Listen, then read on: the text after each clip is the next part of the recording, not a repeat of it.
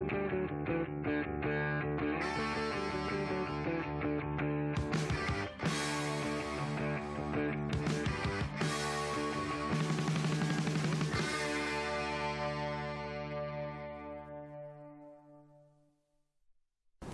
evening and welcome to the new Bugajski Hour from Washington, D.C.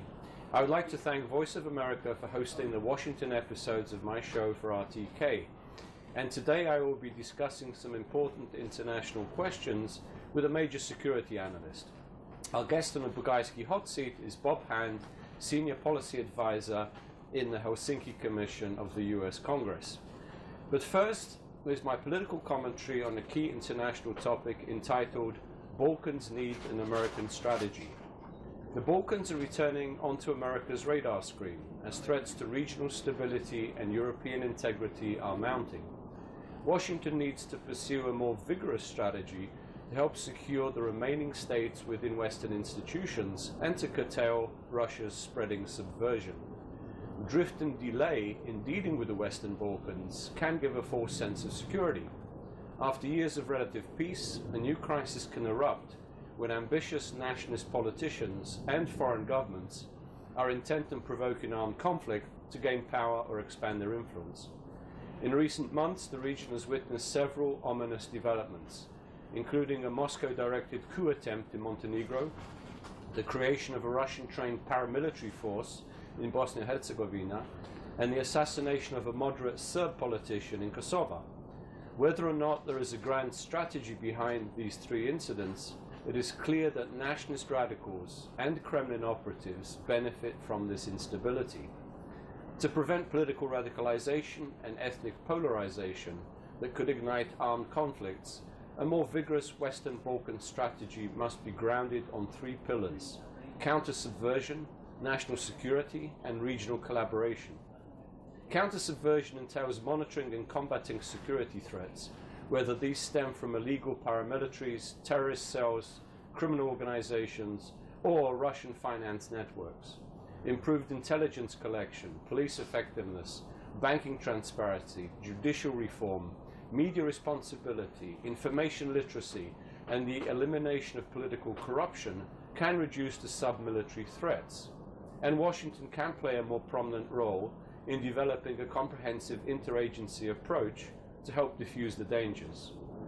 In bolstering national security, each state needs to be brought under the NATO umbrella, with its defense structure modernized according to NATO standards. Last year's accession of Montenegro into the alliance is a consequential step in this process. Washington can take the lead role in unblocking Macedonian and Bosnian progress towards NATO and offering both Serbia and Kosovo dual entry once they establish full bilateral ties and complete the necessary military reforms. The third pillar of US policy should enhance opportunities for regional security collaboration, in which practical initiatives diffuse tensions. Countering political and religious terrorism, organized crime, and foreign subversion provide valuable arenas for cross-border cooperation. Because the destabilization of one state has a ripple effect on its neighbors, each government will enhance its effectiveness by working jointly. Moreover, such collaboration will also boost their credentials for both NATO and European Union membership.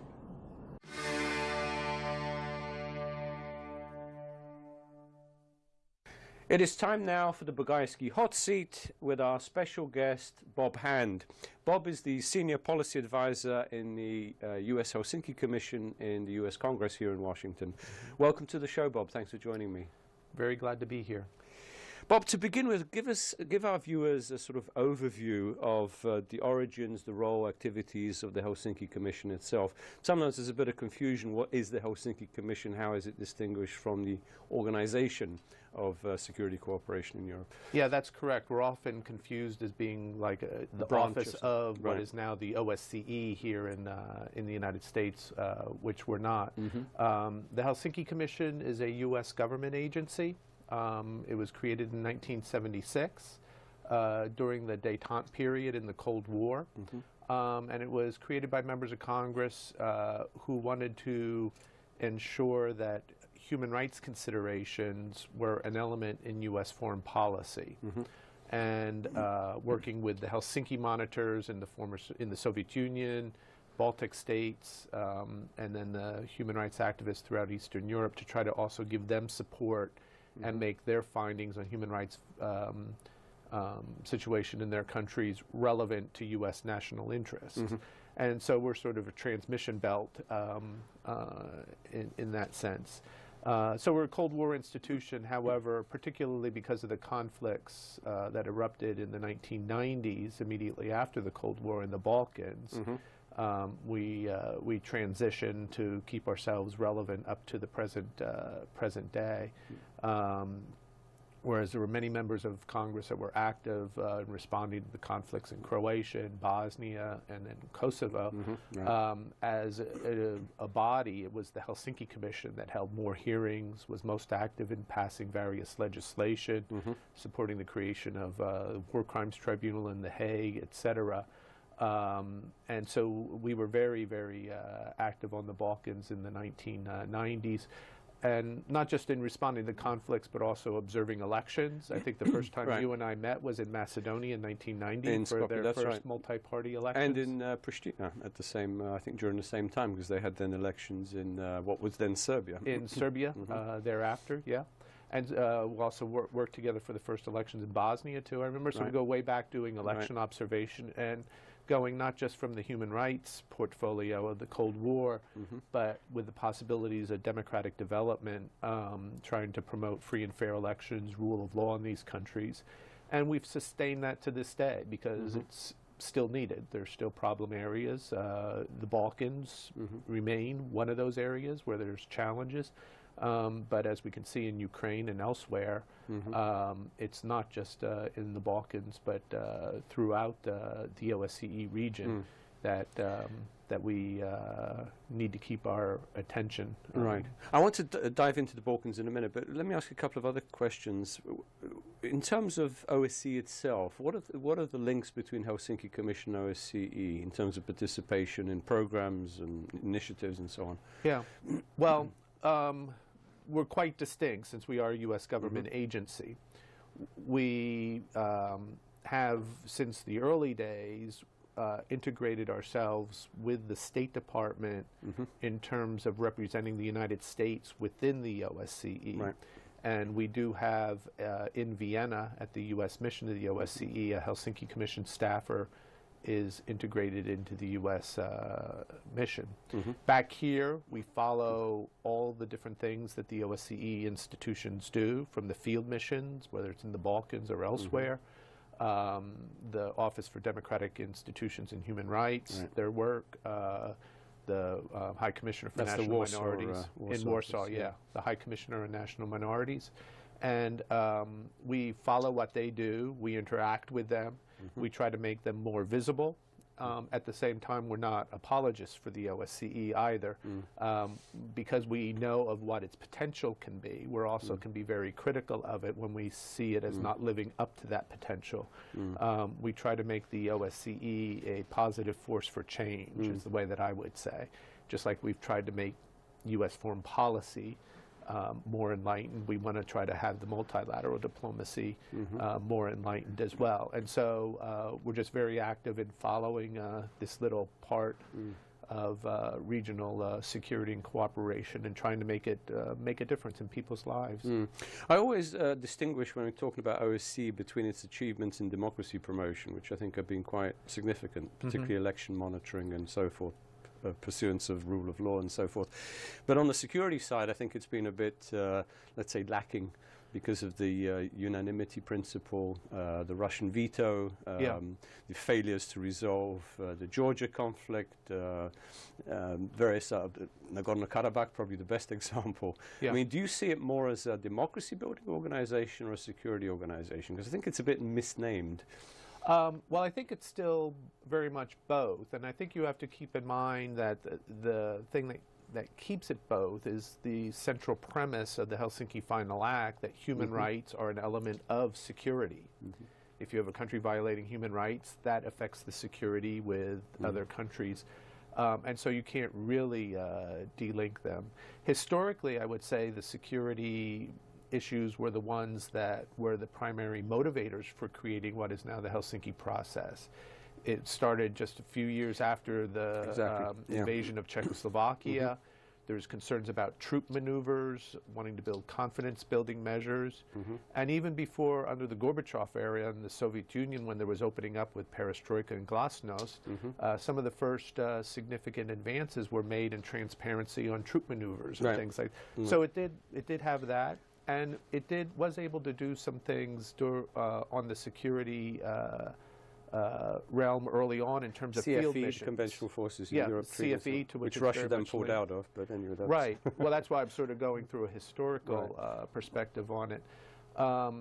In the 1990s, there was the Political Will to Act, and you know, people don't realize we not only created these missions in the Balkans to help contain the conflicts, in addition to later on, post-conflict recovery. You may recall I had served in Serbia on the mission to the Sanjak, trying to contain the conflict. But the OSCE even was able to deploy a mission in Chechnya at one point. What has happened now is, because of the OSCE being so effective, at the same time that we've seen the political developments we have seen under Putin in the Kremlin, the consensus-based decision-making has led to sort of a breakdown in advancing the OSCE agenda. They see like a mini UN almost. Correct. And consensus decision-making, I think, is good, because once you commit to something, you can't say you were outvoted or something like that. But you have to develop the political will to get agreement to something. And we haven't been able to achieve that with Russia right now. And Russia has some of its friends within the OSCE that will agree with it on human dimension issues, for example. Some Central Asian countries will sort of join in, Azerbaijan at times, and others. And it's led to pretty much a stalemate. And I don't want to take the burden completely off the Western countries, including the United States, although the U.S. has been very strong, but we can't be accepting of that. We have to hold these countries to account for denying consensus, and I don't know if we do that quite enough in Vienna, that when they don't want to agree to something, we should make them at the table raise their hand and say it, and then roundly condemn them, rather than corridor talk where it's announced consensus is not achieved. We need we need to hold them accountable. So I think that could change too over time. I think we've got to remember that we got to persevere. This doesn't mean the end of the OSCE. It just means there's a downtime. Sure. Let's dive more into the Western Balkans. As you mentioned, Bob, you know, we met in Skopje. It's almost 30 years now. So you've been in the region almost 3 decades. Looking back now, how do you see where it was, where it is? You know, what are the major changes, and what still needs to be accomplished? Well, the major change is obviously the absence of the horrific conflict that we saw in the 1990s. And probably everybody you interview, there's a lot of us that go back to the 1990s that are still around following the Balkans, will say that, the absence of conflict. I think that so long afterwards, that's not good enough anymore. I'm extremely disappointed that things have not advanced as much further in the Balkans as they should have in that period of time. And this comes from me, who acknowledges how traumatic that period must be for the people in the region. I don't want to be preachy to them. I have never had my family members killed before my very eyes or buried in mass graves. I mean, the trauma with that must be incredible. At the same time, the degree to which their political leaders perpetuate the sentiment from that period, with their nationalism, with their denial, with their inability to reconcile themselves with each other, I find to be extremely disappointing, as well as the failure, I think, of the international community to really press them to move forward. We still, you know, one of my biggest frustrations is we see, for example, in Serbia, where some of these convicted war criminals are now speaking at academies or on panels. There was just one with Vinko Pandorovic. You know, he wouldn't be at that panel if it wasn't for the fact that he's a war criminal. Otherwise, he wouldn't be significant. Too often we sort of say, well, that's just the way they are in the region. This is the 21st century. We got to stop saying that's an acceptable way to do things. And so that's my greatest frustration with where things are. If we got over that, I think we could see a greater movement to democracy, rule of law, human rights, even though I don't want to minimize those challenges. But these things are also very related to each other. What, given that context, more specifically, what is the Helsinki Commission focused on? I mean, you have hearings, you issue reports, you engage in missions and so forth. What are the outstanding questions that you are now, let's say, concentrated on in the Western Balkans? I sort of had to answer that in two ways. First of all, there are sort of Balkan-wide problems, corruption. We just recently had a briefing on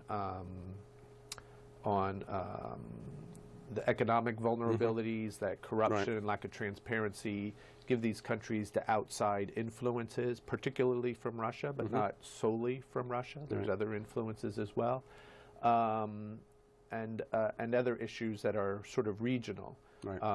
Justice issues, reconciliation, which we just talked about. We had a briefing on that in December in light of the closing of the Hague Tribunal.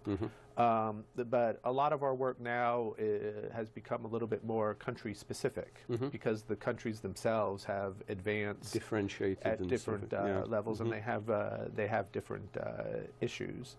And I think it's better to treat them on their individual merits, with their individual problems, rather than just saying they're all this way or that way, and not pressing them. So on individual things, it depends, again, specifically on the country. You know, for Kosovo, for example, we're very concerned about them going forward and having this special court in Kosovo. In Serbia, I mentioned the lack of reconciliation. There's also free media issues that we touch on. For Bosnia, right now, there's electoral reform. There's the recalcitrance of Republika Srpska. You know, just most recently blocking Bosnia, the only European country that's not connected to Europol because of the address. Since it says Sarajevo, it won't happen. Those kinds of things that are very specific, we also try to address in meetings, correspondence with the State Department, etc. So you work closely with the State Department and so forth. Do you work closely with the OSCE field missions in each of these countries as well? We try to.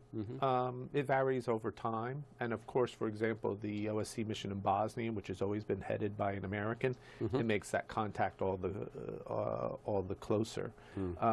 In November, I believe it was, we had a briefing with some of the Americans who are or just were at a senior level in various missions in the Balkans, in Serbia, Macedonia, and Bosnia specifically, to look at their work and to see what the OSCE is doing in the region. And in Pristina, what is the major focus of the mission there? Well, the mission, there's actually been several OSCE missions over the history in Pristina. The one that's there now, it's a fairly sizable mission by OSCE standards. And it's focused on a variety of issues over time. Some of them are common through the Balkans, like countering violent extremism is now something the OSCE missions are very active on. They do a lot of rule of law programs. The OSCE in Kosovo helps facilitate, for example, the holding of Serbian elections for those that want to vote in Kosovo, among the Kosovo Serbs, etc.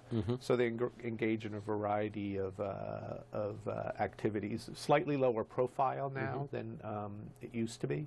In the immediate post-conflict period, along with UNMIK, the OSCE had a very significant role. It's now a little bit less visible. But I was going to ask about ULEX in a moment as well, but let me go through some areas which are always of concern in developing democracies. Elections. Kosovo has had a series of elections, both at national and local level. I think they've all each of them have received a seal of approval by ODR. How do you assess them? How do you assess the elections in Kosovo? Yeah, I've only observed elections in Kosovo once, and that was pretty early on. Because of the OSCE's involvement in helping them with elections. For Kosovo, they sort of had the policy, the OSCE not observing itself so much, and so I haven't been as involved in election observation there as elsewhere in the Balkans. But in terms of election day, the conduct I think has generally been fairly good. The campaign period I think has all been relatively good as well. I think, as is the case in so many of the countries right now, it's not so much how they conduct the elections, but the politics that go with it that are the greater problem. And I would say that's the case with Kosovo as well. It's not that there's so much overt cheating or covert cheating or manipulation of the results as much as unhealthy politics that get inserted into the campaigns and the election period. Presumably including corruption, where does campaign financing come from and so forth. Yeah. So. What about the media in Kosovo? How do you view that? Is it developing into a professional and fairly independent media? I think there's certainly talented journalists there who want it to develop that way.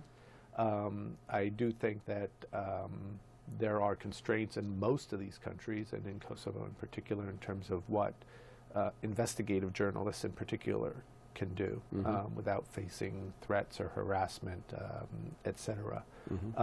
I would say there's still work to be done in that regard in Kosovo, but I wouldn't say Kosovo is abnormal from the other Balkan countries in terms of those types of challenges. I think for Kosovo generally, and this would affect the media, there needs to be, I think, a broadening of the environment for what can get discussed in the media and what people want to pay attention to. Some say we now live in the era of so-called fake news, although that's oxymoron. But how does that affect journalism in the region? Well, I'm not sure how much it affects it specifically in Kosovo, but I think in Serbia and in other parts, we've seen the growing influence of Sputnik and Russian media in the region, which will cleverly twist realities to its own advantage, and I think that that's a major challenge. And so I think investigative journalists and journalism generally not only has to engage in their normal activities of uncovering corruption and things like that, but also taking on a narrative that's out there to their audience that's contrary to what they see as their own narrative, or the reporting of their own, what they see as their own reality. Right. And now with the development of, let's say, the expansion of social media, I think one of the most important arenas is information literacy, as it's called. In other words, people can distinguish between fact and fiction. So, and I think that, unlike during the communist period or other times where you could say the issue was access to information, I don't think it's a question of access to information. It's a question of how you select which information you want to absorb. We see it in so many places. It's not unique to the Balkans. People wanting to get information that only reinforces pre-existing views. I think the challenge for the media in the Balkans in particular, but elsewhere as well, is to try to have this broader thing to challenge people at their existing views and to try to overcome some of their prejudices and biases. Right. Remember in the old days when I used to work for RFE, in communist days, we'd always read between the lines to see what was actually going on. Right. Now it's a matter of selecting which lines to read because there is so much material out there. Yeah, there's just so much material out there, and people can just sort of pick and choose. And I do think I find myself doing it sometimes as well, sitting at my desk. I want something that reinforces, helps me make my own arguments or something. Sure, sure. But I need to actually go and look and see what people are saying that I disagree with. Exactly, most important.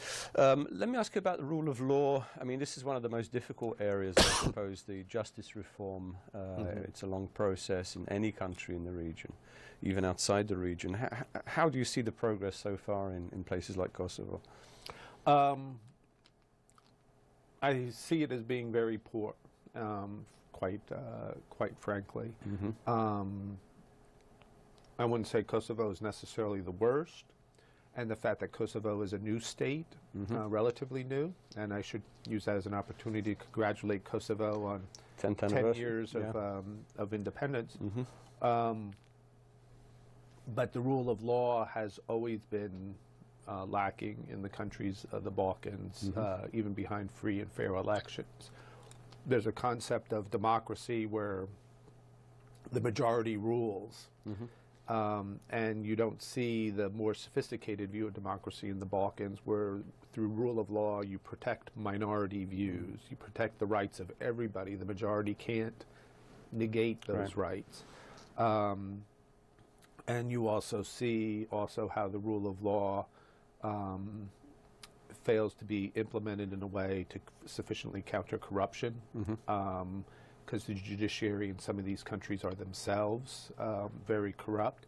We've seen some great progress in Albania in the last couple of years with judicial reform, and let's hope that that will help advance Albania's movement towards the EU, because the EU is now pressing this as a very significant area where the countries need to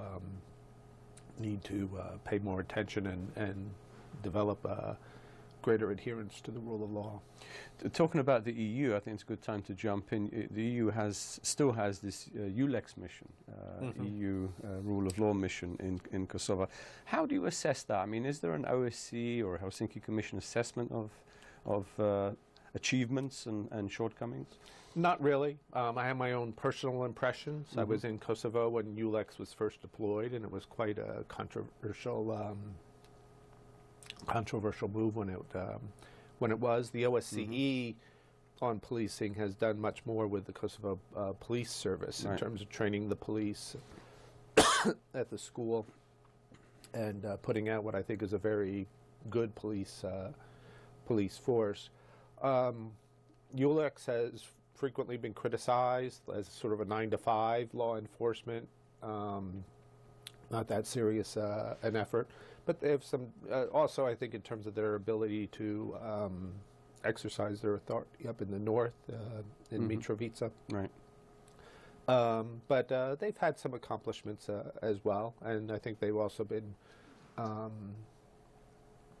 linked to the formation of the court and things like that. So they have some accomplishments as well. So I wouldn't say it's all negative, but I would like to have seen it be a much more positive force.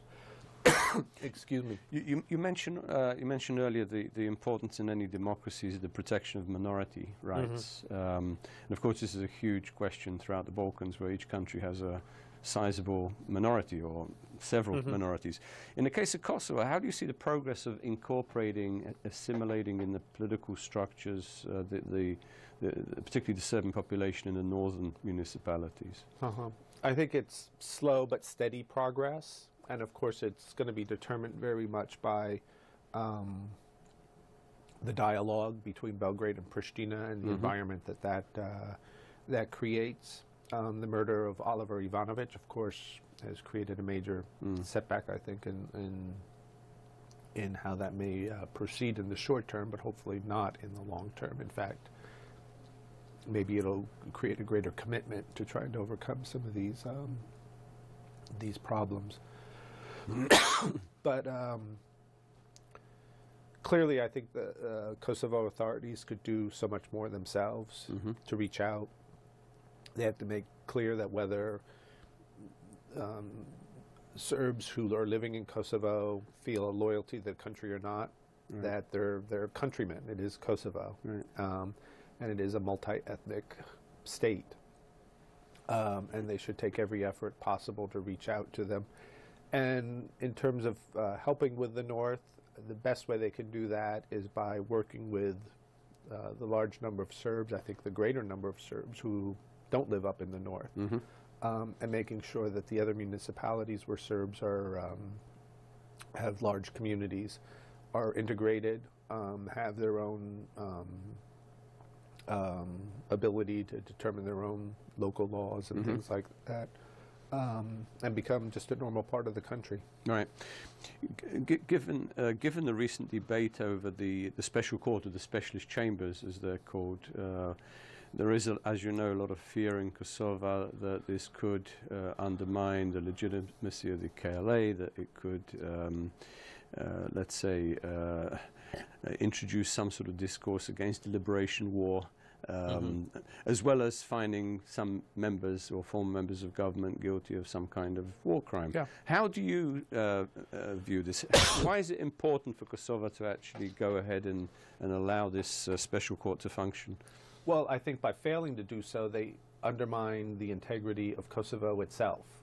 The whole purpose of the court is to look at individuals and acts that they themselves created, regardless of whether they were KLA fighting for the liberation of Kosovo, or, you know, criminals of another sort, or whatever. If crimes were committed, somebody has to be held accountable for those crimes.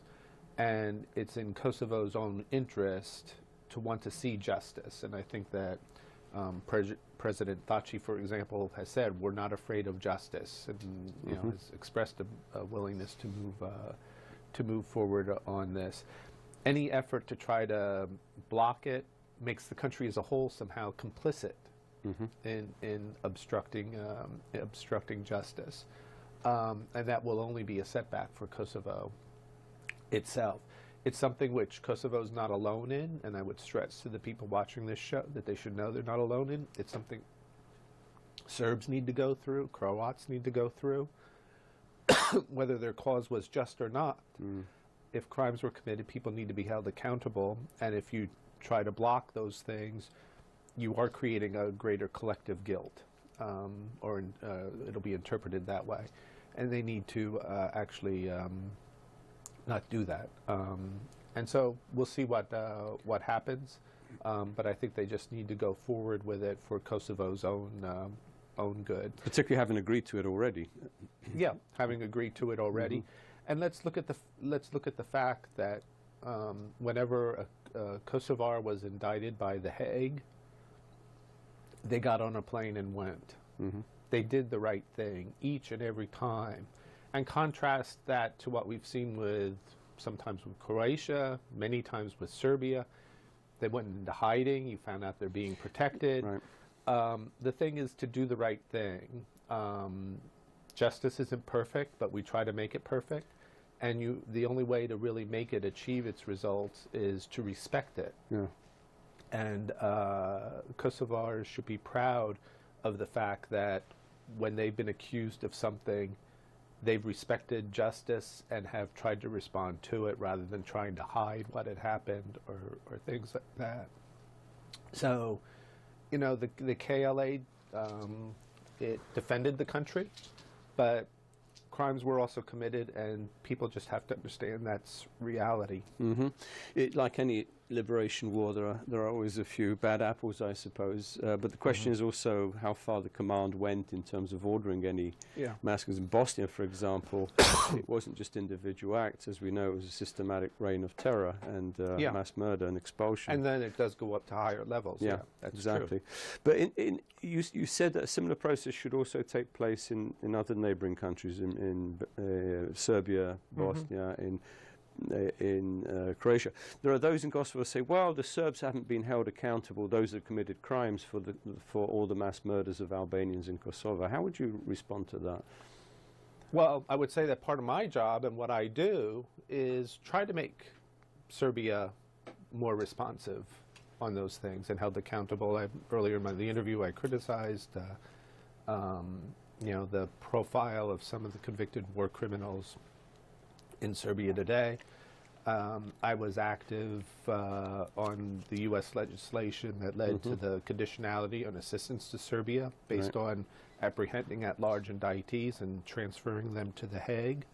And so I try to get as much done as I possibly can with Serbia. I need to do the same with Kosovo. I've done the same with Croatia, with Bosnia, wherever it takes place. I can only do what I feel is the right thing, and I don't think I'm doing any double standards. If I were to say, well, let Kosovo off the hook because Serbia hasn't performed so well, then it's just a spiraling effect that nobody's going to be brought to justice. One of the concerns that we're very active on in the U.S. Congress right now is getting justice for the murder of the Batici brothers in 1999. Right. These were brothers from New York. Yeah. They were American citizens, which is what makes it particularly, excuse my my coughing, I have some allergies. You know, we press those so consistently and so loudly. There's a congressional resolution on it, which my bosses have generally signed on to. So, you know, I can only be consistent in saying that at the same time, if there was alleged crimes involving the KLA, they need to be investigated, and if somebody needs to be held accountable, then that's what needs to happen. How responsive is Belgrade to congressional resolutions and so on, and requests that this the murders be resolved? For the Batici brothers specifically? For the Batici brothers, yeah. It's something of great concern to me, because originally the response from now President, then Prime Minister Vučić, when he was here in Washington, and to conversations that were held with him, were very promising that action would be taken. Didn't really even have to press him on it. He would take the initiative on it. We've given him an opportunity to follow through. But instead, what we hear now is more complaints about us raising it, and saying that, you know, we're not focusing on the bigger issues, or that, you know, what were the Batici brothers doing, and things like that, trying to demonize the victims, kind of thing. And in the meantime, the lead suspect, Goran Radoslavljević, or AKA Gori, you know, has his links with the ruling party and things like that. So over time, the lack of action has made me very upset. This has gone on for years now, isn't it? Yeah. How many years? Is it 10 years or something almost? Well, the murders were in 1999. I think their bodies were uncovered in a mass grave with other Kosovar Albanians in Serbia in 2001. I think at the time, because there were so many other bigger issues, we forgot these poor individuals. Right. And it was only really within the last 7-8 years, I would say, that, and I think coincident with wanting to have justice for the attack on the U.S. Embassy in 2008, after Kosovo asserted its independence and those things, that we put these things more forcefully on the agenda. And part of it is the Batici family here in the United States themselves saying, we want this done, we've been forgotten. And so I think people have listened and pressed it. And as I said early on, we thought there would be progress, but now we're very disappointed and actually a bit concerned with the tone of Belgrade's response to this case. Bob, let me change subjects because I see our time is beginning to shorten. You mentioned earlier the session that the Helsinki Commission had on foreign economic influences in the region. Can you summarize? I didn't manage to attend. Can you summarize the conclusions of the meeting? Yeah, it was a briefing that we had, and it's on our website, so your viewers can actually look at csce.gov and then do a search on our website to find the briefing on this or any other issue that interests them that we have worked on. And we held it with some people from the region, civil society analysts who have looked at how the economies in Macedonia, Serbia, Montenegro, and Bosnia. You didn't have any Albanians, I noticed. No, and it wasn't because we didn't want to. It's because the group here in Washington that they've been working with, the Center for International Private Enterprise, this is who they contracted to work on. Right.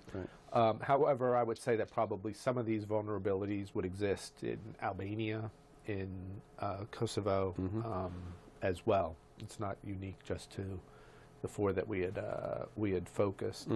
And they looked at the lack of transparency, like in government procurement, and corruption issues, etc.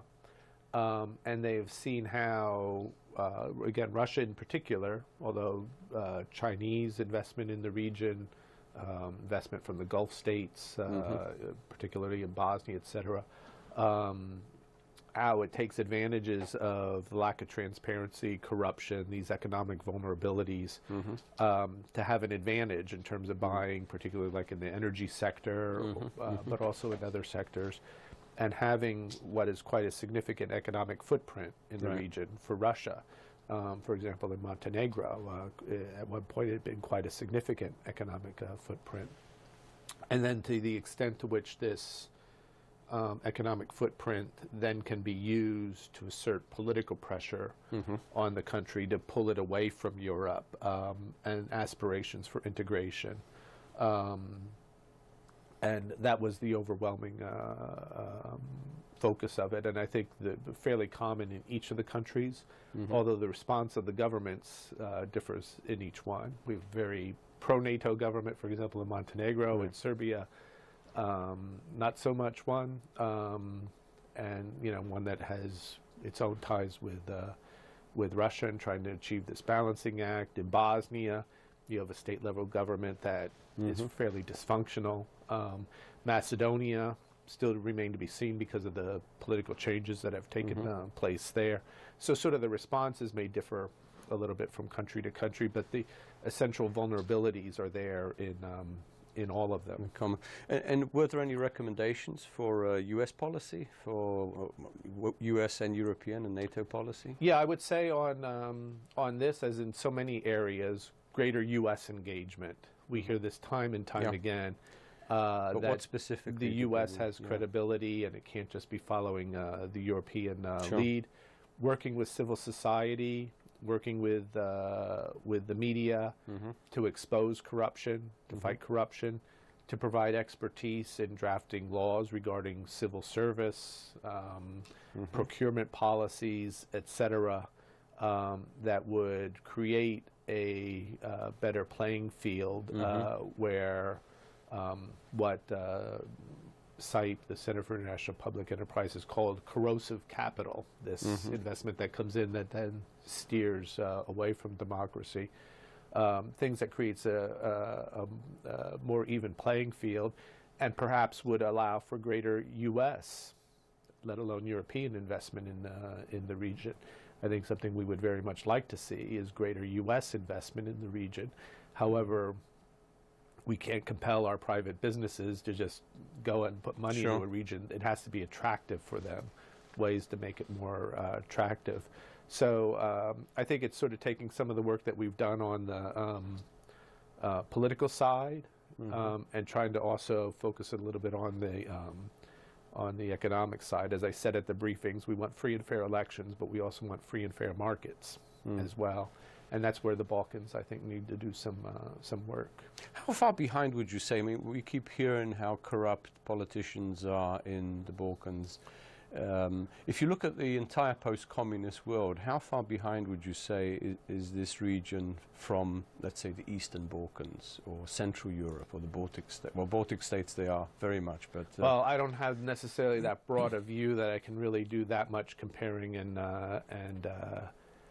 contrasting. I would probably say that every country has their share, and the bigger issue is not whether, corrupt officials exist, but what gets done about it, whether they're allowed to go on even when it's visible or not. And that's where I think I'm a little bit disappointed in where the Balkans have gone, that they tolerate these people. And I think that the trend in the Balkans has also gotten in some ways a little bit worse because of the lack of incentive to make the reforms to join the European Union, because membership is so far in the distance. Right. And particularly in Bosnia, where nothing can get done because of the ethnic politics that takes place. Everybody just falls back into just enriching themselves as politicians and things like that. So we not only haven't had progress, but in some of these countries, I think we see it worsening. We did have a hearing in 2016, I believe it was, specifically on corruption in Bosnia, and I think we have seen there how almost the political framework that exists there, with all the Dayton checks and balances and the stalemate that it creates, almost leads to an environment where politicians, the most they hope to get out of their time in office is money, kind of thing. No, some used to tell me when they came back from ambassadorship, well, how much did you make? Rather than how did you serve your country. Yeah. Let me ask maybe last question, because we're running out of time. Again, going back to the international position, let's say the OSCE position.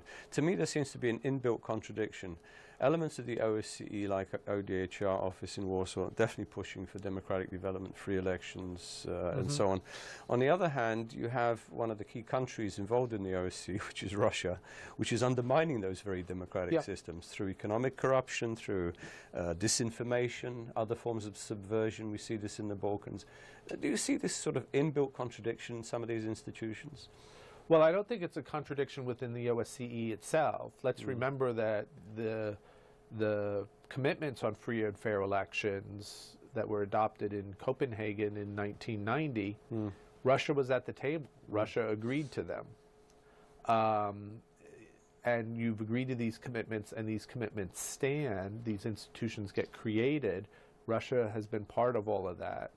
It's trying to reverse it. And our job, I think, in the United States and in Europe is to defend the progress we have made and not allow reversals. Essentially, I think what Russia would like to do is renegotiate all of this, and we would see something that would be so much less. So as we push these issues and try to make them effective in the Balkans or other regions of the world, we also have to defend them from being weakened by Russia, and not only Russia, others that want to weaken the human dimension as well. So it's not really a contradiction, it's just an ongoing battle to prevent these things from being weakened. We talk a lot about Russia. Are the other countries that are increasingly engaged in the region also a negative force? I mean, China, Turkey, Gulf states you mentioned, Saudi. That came up in the briefing that we had.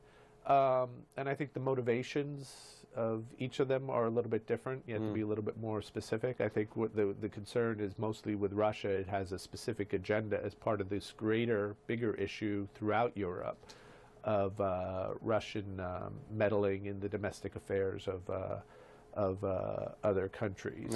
And then when I say interfering, I want to differentiate between promoting democracy, because that's promoting implementation of commitments already made. This foreign meddling is actually getting directly involved in trying to influence elections, etc. There's a coup attempt in Montenegro. Those kinds of things. So the overwhelming emphasis was on Russia, but that doesn't mean we shouldn't look and see what Chinese interests in the region are, what the Gulf states, Middle Eastern countries, Turkey under Erdogan, whether they try to draw the Balkans away from Europe, and things like that. It deserves watching as well. But I think it's a little bit more, we shouldn't just overly generalize. It's a more nuanced picture with these other countries. Very last question, Bob, because we have run out of time. When are you in the region again? When are you visiting Pristina? I'm not sure when I'll be getting to Pristina again. A lot of my travels in the past have been to either observe elections or to travel with members of Congress visiting the region. I think some members are planning to travel this year. Right now, I'm not planning to join any of those delegations as a staff person. I do hope to observe the elections in Bosnia this October. And so hope to be there, and maybe I can try to jump over and visit some of the other countries as well. Well, you're always welcome in Pristina. Okay. Thanks very much, Okay, Bob. thank you. Good job. Thank you. Okay. Keep up the good work. Yep.